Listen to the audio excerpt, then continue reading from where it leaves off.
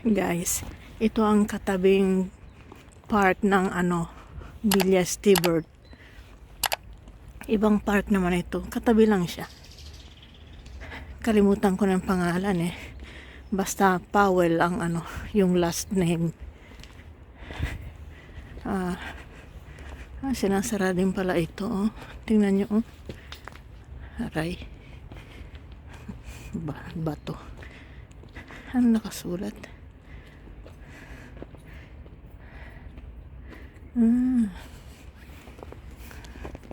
Yan, oh. Ang ganda.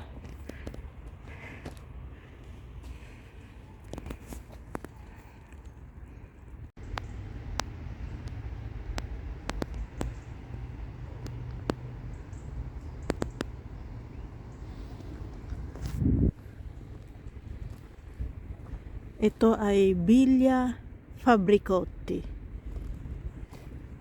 Yan.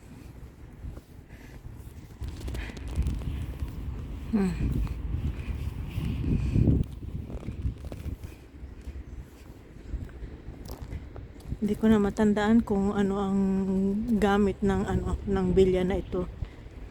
Nakita ko sa internet eh.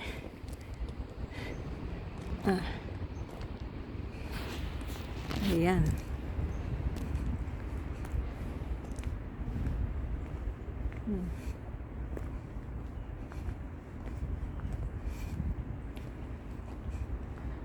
Ang ganda.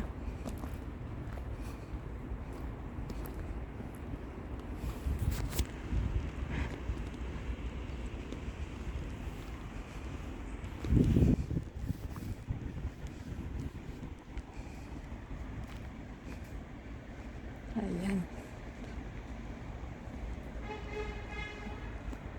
Ay.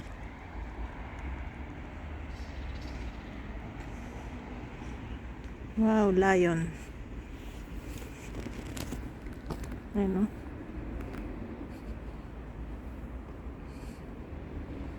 Ayan pa yung isa, oh.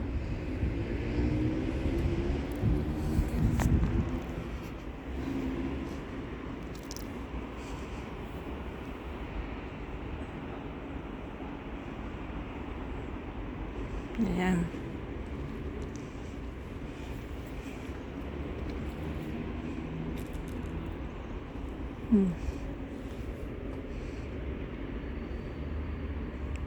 Ayan yung yung main entrance niya ng Villa Fabricotti. Ayan, oh. Ito yung gusto kong puntahan kanina eh, bago pumunta sa Stibert. Kaya lang eh, yung university ng anak ko banda pa doon sa unahan. Kaya sabi ko punta natin yung Stibert. Yung Villa Stibert. Hindi ko akalain magkadikit lang pala talaga sila. Ayan, oh. Oh, at last may araw. Ayan. Ganda.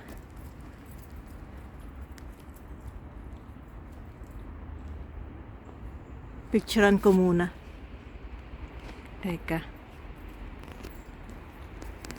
Picturean ko muna siya, guys. Ang ganda eh. Ayan, oh. Teka, baka ako mahulog sa sa hagdan. May hagdan kasi eh. Tingnan nyo, oh. Okay, dito. Ito maganda.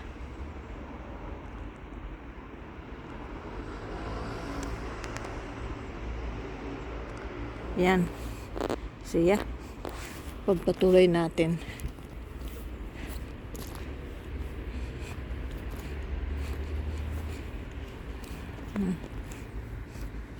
Ano pang meron dito?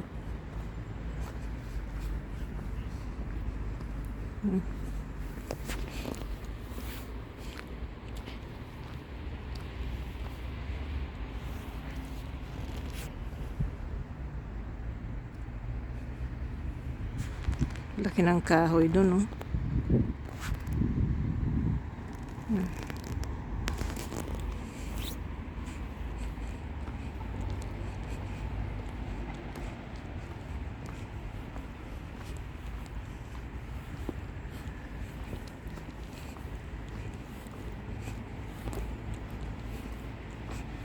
Hmm.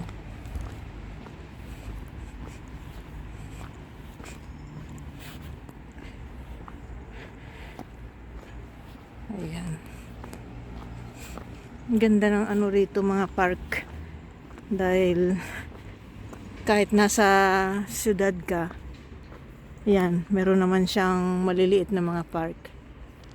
Ayan, oh, na pwedeng lakad-lakaran ba. Ayan. Laki ng puno. Ang taas, oh.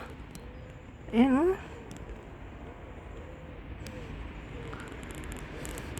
Merong ganyan dun sa ano, sa likuran ng aming bahay. Pinutol nila.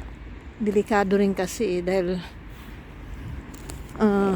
itong mga taon na ito, biruin nyo, nagkakaroon dito ng mga ano, para bang tornado, ganun.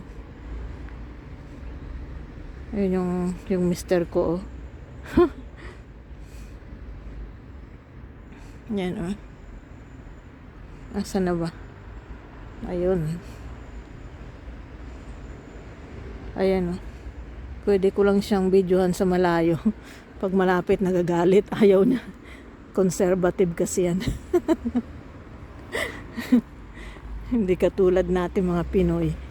Sa bagay, ako rin mahiyain noon. I'm not used to show my face. Kahit nga sa ano, sa Facebook noon medyo mahiyain. Pero ngayon medyo nasasanay ng konti. Ayan.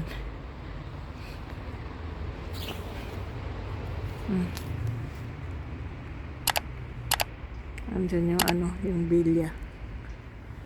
Sige na. Ang ganda rito, no?